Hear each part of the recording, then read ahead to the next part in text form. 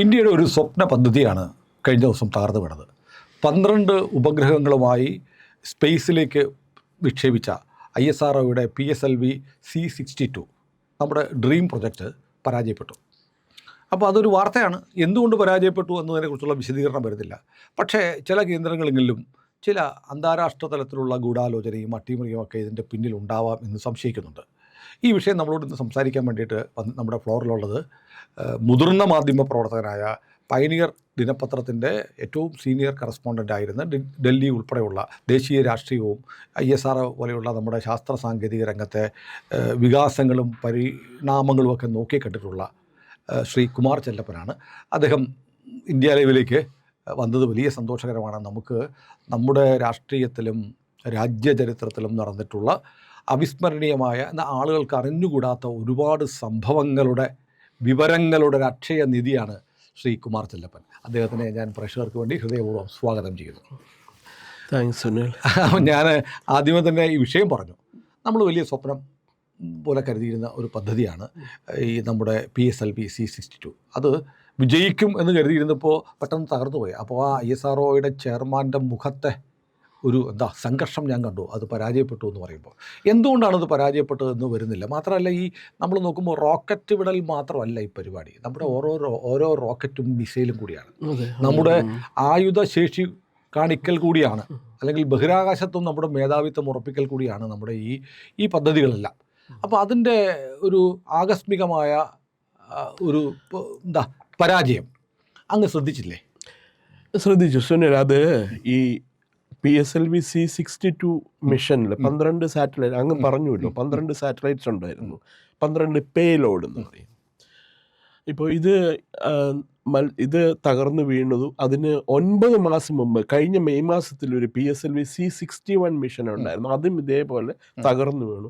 2 പദ്ധതികൾ അടുപ്പിച്ച് പരാജയപ്പെട്ടത് ശരിക്കും ബഹിരാകാശ ശാസ്ത്രജ്ഞരെ വളരെയധികം ഞെട്ടിപ്പിച്ചിട്ടുണ്ട്.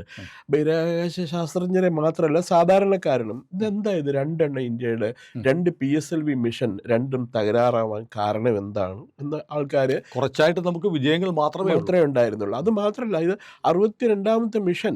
ഇത് ഈ PSLV ലോഞ്ച് ചെയ്തപ്പോൾ ആദ്യത്തെ PSLV വിക്ഷേപണം തന്നെ പരാജയത്തിലായിരുന്നു. പക്ഷെ അത് കഴിഞ്ഞിട്ട് ഇന്ത്യ തിരിച്ചു വന്നു, വളരെ ശക്തിയായിട്ട് തിരിച്ചു വന്നു.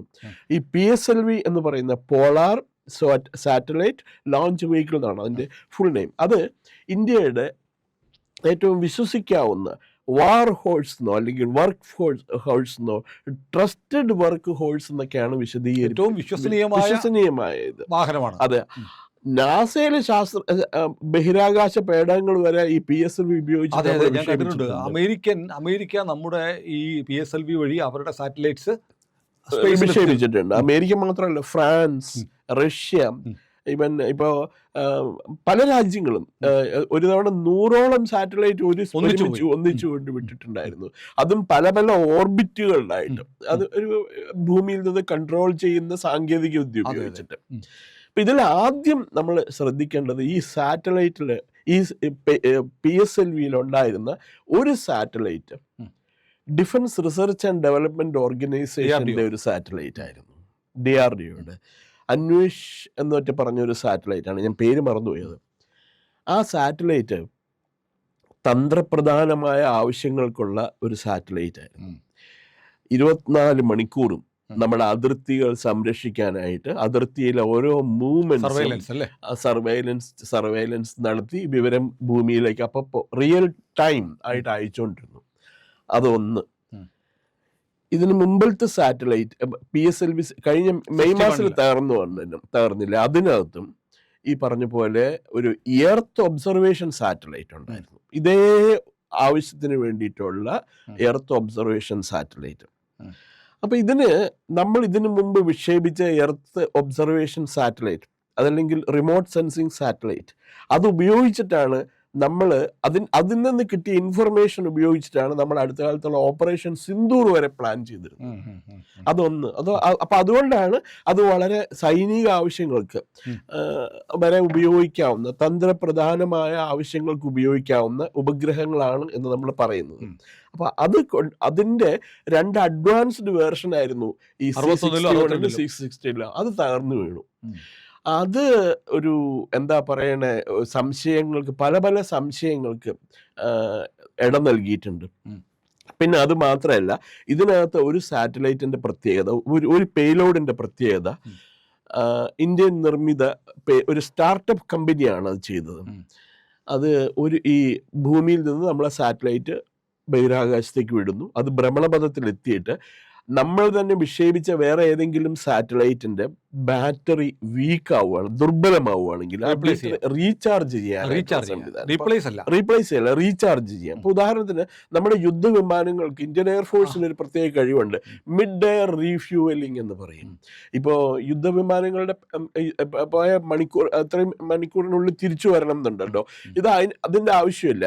നമുക്ക് ഈ നമ്മുടെ യുദ്ധവിമാനങ്ങൾക്ക് വലിയ ട്രാൻസ്പോർട്ട് യുദ്ധവിമാനങ്ങളുണ്ടാവും, അതിനകത്ത് ഓയിൽ, ഏവിയേഷൻ സ്പിരിറ്റ് കൊണ്ടുപോയിട്ട് ആകാശത്ത് വെച്ച് തന്നെ ആ വിമാനത്തിലേക്ക് എന്താ പറയണത്, റീഫ്യൂവൽ ചെയ്യാൻ പറ്റും.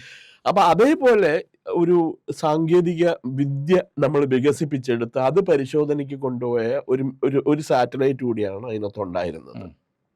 അപ്പൊ ഇതെല്ലാം ഇങ്ങനെ തകരുമ്പോൾ പല സംശയങ്ങൾ പല കോണിൽ നിന്നും ഉയരുന്നുണ്ട്. ISRO ഇതുവരെ സംശയം ചോദിക്കട്ടെ, നമ്മൾ ഈ സാറ്റലൈറ്റ് ഒക്കെ നമ്മൾ ഉണ്ടാക്കുന്നു, നമ്മുടെ തന്നെ വെഹിക്കിളാണ് പോകുന്നത്, അപ്പൊ അതിനകത്ത് എങ്ങനെ ഒരു അട്ടിമറി സാധിക്കും?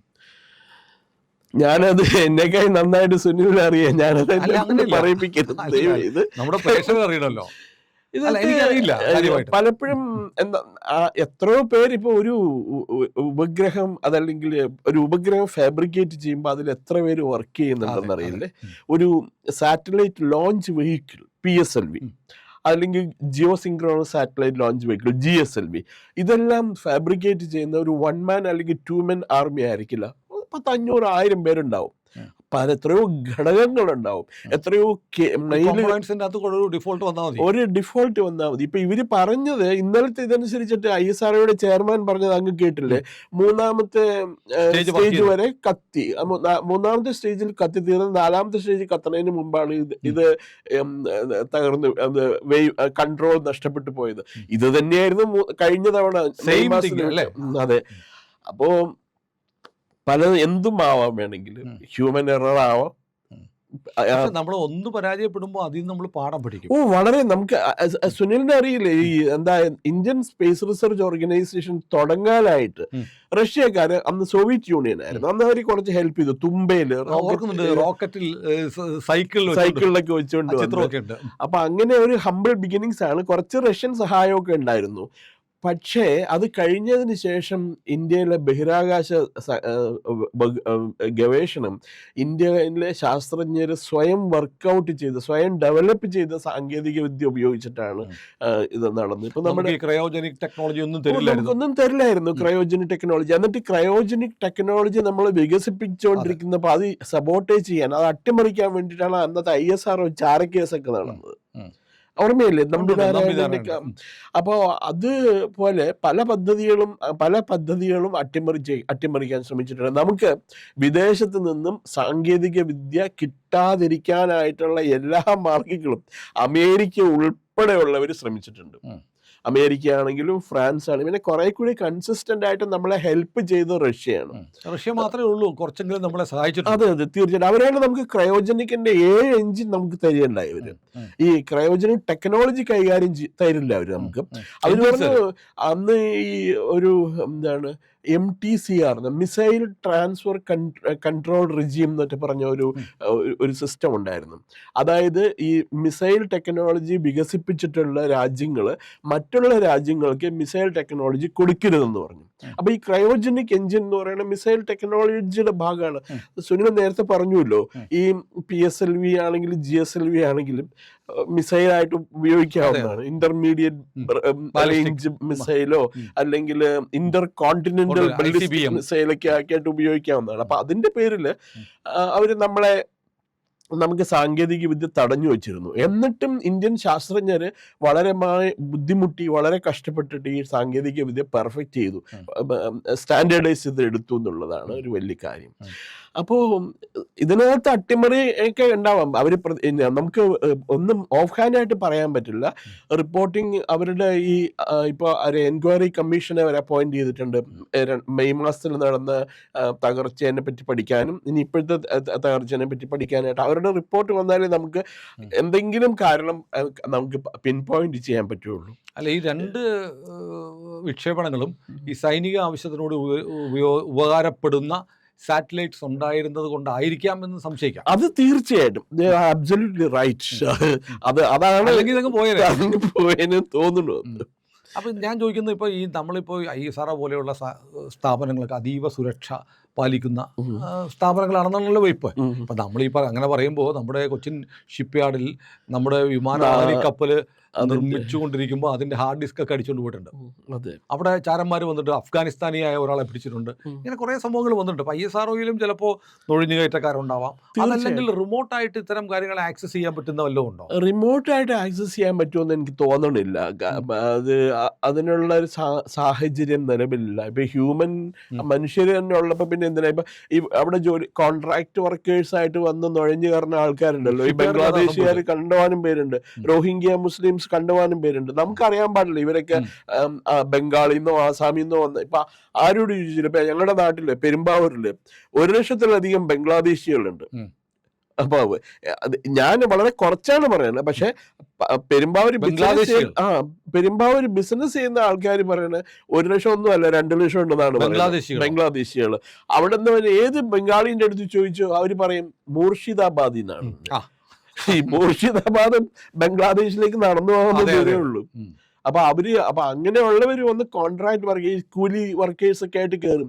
നമുക്കറിയില്ല അവൻ വന്നിരിക്കണവൻ എന്താ പറയുക, സ്പൈ ആണോ അതോ എയറോനോട്ടിക് എഞ്ചിനീയർ ആണോ എന്ന് നമുക്കറിയില്ല. ഇപ്പൊ പെരുമ്പാവൂരാണല്ലോ നമ്മുടെ ജിഷ മർഡർ കേസ് ഉണ്ടായത്. ബംഗ്ലാദേശുകാരനല്ലേ, ഇപ്പൊ ആസാമാന്നൊക്കെ പറഞ്ഞ് അമർത്തി വെച്ചിരിക്കുക. അതെ, ബംഗ്ലാദേശിയാണ്. അത് അങ്ങനെ ആവാം. അത് മാത്രം ഈ പ്രധാനമായിട്ട് നമ്മൾ സംശയിക്കില്ല ചാര കേസ്. നമ്മുടെ GSLV ടെക്നോളജി അതുകൊണ്ട് എത്ര വർഷം ഡിലേ ആയി? 20 വർഷത്തോളം ഡിലേ ആയി. ഇപ്പൊ ഈ ചാര അങ്ങനെ പറയാൻ പാടില്ല. ഈ ഉപഗ്രഹം സൈനിക ആവശ്യങ്ങൾക്കുള്ള ഉപഗ്രഹം ഉണ്ടെന്നുണ്ടെങ്കിൽ നമ്മുടെ അതിർത്തികൾ മുഴുവൻ നമുക്ക് സുരക്ഷിതമാക്കാൻ പറ്റും. കാരണം നുഴഞ്ഞുകയറ്റക്കാര് അതല്ലെങ്കിൽ തുരങ്കം പണിത് വന്ന് കയറുന്നവരെയൊക്കെ പെട്ടെന്ന് പിടിക്കാൻ പറ്റും ഈ സാറ്റലൈറ്റ് പിക്ചേഴ്സ് ഉപയോഗിച്ചിട്ട്. ലൈവ് പിക്ചേഴ്സ് ആണല്ലോ. ഞാനൊരു കാര്യം ചോദിക്കട്ടെ, നമ്മളിപ്പോൾ ഇത്തരം മിഷൻസ് ഉള്ളപ്പോൾ എന്തിനാണ് നമ്മൾ സർവൈലൻസിന് വേണ്ടിയിട്ടുള്ള സാറ്റലൈറ്റും അതിനകത്ത് ഉൾക്കൊള്ളിക്കുന്നുണ്ടെന്നൊക്കെ പറയുന്നത് എന്തിനാണ്? നമ്മുടെ ഒരു പൊതുവെ ഒരു ഓപ്പൺ മൈൻഡഡ് പോളിസി ആണല്ലോ. ശരിയാണ്. DRDO ആണ് ആ സാറ്റലൈറ്റ് ലോഞ്ച് ഫാബ്രിക്കേറ്റ് ചെയ്തെന്ന് പറയേണ്ട ആവശ്യം ഉണ്ടായിരുന്നോ? അതാണ് ഞാൻ ചോദിക്കുന്നത്. അതിൽ എന്തുകൊണ്ടാണെന്ന് പറഞ്ഞത് എനിക്കറിയില്ല. സാധാരണഗതിയിൽ പറയാറില്ല. ഞാൻ ഈ ISROയുടെ പല ലോഞ്ച് മിഷനും പോകാറില്ലായിരുന്നു മെഡ്രാസിലുള്ള സമയത്ത്, ശ്രീഹരിക്കോട്ടയിൽ. സുനിലിനറിയോ, ഇസ്രായേലുകാര് ഒരു സാറ്റലൈറ്റ് ലോഞ്ച് ചെയ്തത് സതീഷ് ധവാൻ സ്പേസ് സെന്ററിൽ നിന്നാണ്. അന്ന് ഒരൊറ്റ പത്രക്കാരനെ അവിടേക്ക് കൊണ്ടുപോയില്ല അവര്. It was A success. വളരെ വിജയകരമായിട്ട് ചെയ്തു അത്. അപ്പൊ അവരോട് ചോദിച്ചപ്പോ അവര് പറഞ്ഞു ഞങ്ങൾ വൈകുന്നേരം പത്രക്കുറിപ്പ് തരാറുണ്ട്. ഇത് അങ്ങനെ ചെയ്താൽ മതിയായിരുന്നു. ഇത് ആൾക്കാരെ നമ്മൾ ഈ സമീപകാലത്ത് നമ്മളിപ്പോൾ നോട്ടാൻ പുറപ്പെടുവിക്കും. നമ്മൾ അപ്പോൾ എന്തെങ്കിലും നമ്മുടെ മിസൈൽ പരീക്ഷണമൊക്കെ ഉണ്ടെന്ന് പറയും. അപ്പോൾ ചൈനയുടെ സർവൈലൻസ് ഷിപ്സ് എല്ലാം കടലിൽ വരും. അപ്പോൾ നമ്മളത് ക്യാൻസൽ ചെയ്യും. ഇങ്ങനെ ഒരു കളി നമ്മൾ കുറച്ചായിട്ട് കളിക്കുന്നുണ്ടായിരുന്നു. എന്നിട്ട് ഒരു ദിവസം നമ്മൾ സംഭവം ടോം ആൻഡ് ജെറി കളി ഇപ്പോൾ നടക്കുന്നുണ്ട്. അതുപോലെ ഇനിയിപ്പോൾ ഒരുപക്ഷെ ഈ സാധനം ഇതിനകത്ത് ഉണ്ടെന്ന് പറയുകയും എന്നിട്ട് അത് വിടാതിരിക്കുകയും ചെയ്യുന്നതാണെങ്കിലോ? അല്ല, ഞാൻ ISRO ഇല്ല, എൻ്റെ പഴയ സൗഹൃദ ബന്ധങ്ങളുണ്ട് അവരുമായിട്ട്. ഇന്നലെ ഇന്നുമായിട്ട് സംസാരിച്ചപ്പോൾ അവർ പറയണത് തള്ളിക്കളയാൻ പറ്റൂല ഈ അട്ടിമറി എന്നുള്ളത്. പക്ഷെ അത് പിന്നെ തള്ളിക്കളയില്ല, ഞങ്ങളെല്ലാ ഘടകങ്ങളും പഠിച്ചുകൊണ്ടിരിക്കുകയാണെന്നാണ് അവർ പറയുന്നത്. കാരണം ഒരേ തെറ്റ് 2 തവണ അടുപ്പിച്ച് വരുമ്പോൾ അതാണ് അത് ഏതാനും മാസങ്ങളുടെ വിടവിൽ വ്യത്യാസം. അല്ല, അത് മാത്രമല്ല, അങ്ങനെയാണെങ്കിൽ സത്യത്തിൽ അമേരിക്കയ്ക്ക് പോലും അത് അസൂയപ്പെടുത്തുന്ന ചില നേട്ടങ്ങളാണ് നമ്മൾ നേടിയത്. തീർച്ചയായിട്ടും അതല്ലെങ്കിൽ അമേരിക്കൻ സാറ്റലൈറ്റ്സ് ഇവിടെ കൊണ്ടുവരില്ലല്ലോ. അത് മാത്രമല്ല, നമ്മുടെ ഈ PSLV ലോഞ്ച് നമ്മൾ ചെയ്യുന്നത്, വാണിജ്യ ആവശ്യങ്ങൾക്ക് നമ്മൾ ലോഞ്ച് ചെയ്യുന്നത് അമേരിക്കയുടെ നാസയോ അതല്ലെങ്കിൽ ഫ്രാൻസിന്റെ യൂറോപ്യൻ സ്പേസ് ഏജൻസിയോ അതല്ലെങ്കിൽ സോവിയറ്റ് യൂണിയന്റെ റഷ്യയുടെ ചെയ്യുന്ന ലോഞ്ചിങ് എക്സ്പെൻസസിനേക്കായും വളരെ കുറവായിട്ടാണ് നമ്മൾ ലോഞ്ച് ചെയ്തത്. കുറഞ്ഞ ചെലവിലാണ് നമ്മൾ ഉപഗ്രഹങ്ങൾ വിക്ഷേപിക്കുന്നത്. അതുകൊണ്ടാണ് ഈ 12 സാറ്റലൈറ്റും 100 സാറ്റലൈറ്റും ഒക്കെ ആയിട്ട് വരണത്. അത് മാത്രമല്ല, ഈ അന്ന് അങ്ങ് പറഞ്ഞില്ലേ 100 സാറ്റലൈറ്റിനെ നമ്മൾ ലോഞ്ച് ചെയ്തു എന്ന് പറഞ്ഞില്ലേ, ഈ സാറ്റലൈറ്റ് ഒക്കെ വളരെ ചെറുതാണ്. Micro satellite, mini satellite. അത് പക്ഷെ എന്തുകൊണ്ടാണ് വരുന്നത് വെച്ചാൽ നമുക്ക് അത്ര എക്സ്പെൻസ്, നമ്മൾ അവരിൽ നിന്ന് അത്ര പൈസ ചാർജ് ചെയ്യില്ല. നമ്മുടെ റിസൾട്ട് പക്കായാണ് കഴിഞ്ഞ കുറെ കാലമായിട്ട്. അതെ.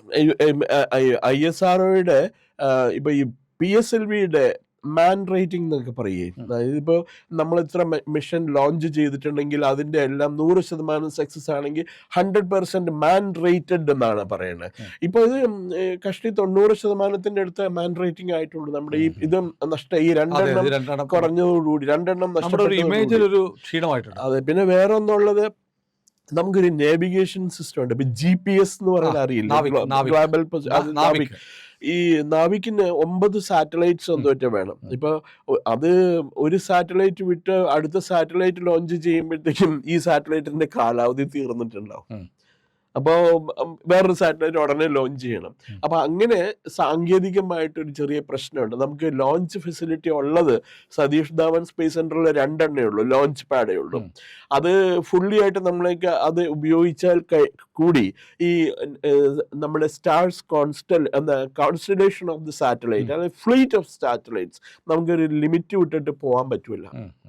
എണ്ണം ഒരേ സമയത്ത് ലോഞ്ച് ചെയ്യാവുന്ന എണ്ണം നമ്മൾ കണ്ടമാനം ഗ്യാപ്പ് വരുന്നുണ്ട് ഒരു സാറ്റലൈറ്റിന്റെ ലോഞ്ചിങ് മറ്റേ സാറ്റലൈറ്റിന്റെ ലോഞ്ചിങ് തമ്മിൽ. അപ്പം എന്ത് പറ്റും, ഈ സാറ്റലൈറ്റിന്റെ ലൈഫ് പീരീഡ്, ആയുസ് കുറഞ്ഞുകൊണ്ടേയിരിക്കുകയാണ്. അപ്പം അങ്ങനെയുള്ള പല പ്രശ്നങ്ങളുണ്ട്. ഇത് ഭയങ്കര കോമ്പറ്റീഷനാണ് സുനിൽ. ഇത് മറ്റുള്ളവരിങ്ങനെ നോക്കിയിരിക്കുക, ഇന്ത്യ എന്താ ചെയ്യണേന്നുള്ളത് നോക്കിയിരിക്കുകയാണ്. ഇത് അധികം നമ്മുടെ പത്രക്കാരൊന്നും എഴുതാറില്ല. എഴുതാണെങ്കിൽ അവർ മസാല കൂട്ടിയൊക്കെ എഴുതുള്ളൂ. മാത്രമല്ല, ഇതിന്റെ ഗ്രാവിറ്റി പല പത്രക്കാർക്കും അറിയില്ല, സീരിയസ്നെസ് അറിയില്ല പലർക്കും. പക്ഷെ ഇത് ഇന്നലത്തെ സംഭവം വളരെയധികം ദുരൂഹതയുണ്ട് അതിനകത്ത്. അത് അന്വേഷണ ഇനിയിപ്പോ റിപ്പോർട്ട് വന്നാൽ ചിലപ്പോൾ നമ്മളോട് പറയേണ്ടതാണെങ്കിൽ രാജ്യം പറയും. ഇത് എന്താ കുഴപ്പമെന്ന് വെച്ചിട്ടുണ്ടെങ്കിൽ ഇവിടെ ഒരു പ്രശ്നമുണ്ട്. നമ്മുടെ പ്രധാനമന്ത്രി ഈച്ച് ആൻഡ് എവരി സെക്കൻഡ് ISROയുടെ കാര്യങ്ങൾ നോക്കിക്കൊണ്ടിരിക്കുന്നുണ്ട്, അന്വേഷിച്ചുകൊണ്ടിരിക്കുന്നുണ്ട് എന്താ നടന്നതെന്ന്. ബാംഗ്ലൂരിൽ നിന്ന് മറ്റേ എന്തോ ഒരു മിഷൻ ഇതൊന്നപ്പോ അദ്ദേഹം പറന്നു വന്നില്ലേ, വിദേശത്ത് നിന്ന് നേരെ ബാംഗ്ലൂരിൽ വരികയൊക്കെ ചെയ്ത് ശിവൻ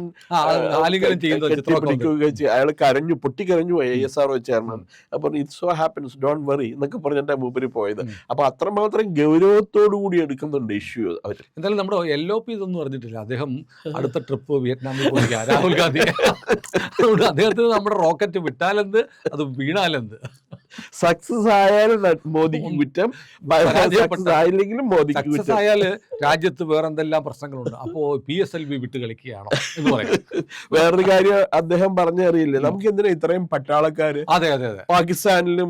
പാകിസ്ഥാനി ബോർഡറിലും ചൈനീസ് ബോർഡറിലും എന്തിനാ ഇത്രയും പട്ടാളക്കാര്? അവരെയൊക്കെ കൃഷി ചെയ്യാൻ വിട്ടൂടെ? നമ്മുടെ ഭക്ഷ്യോൽപാദനം.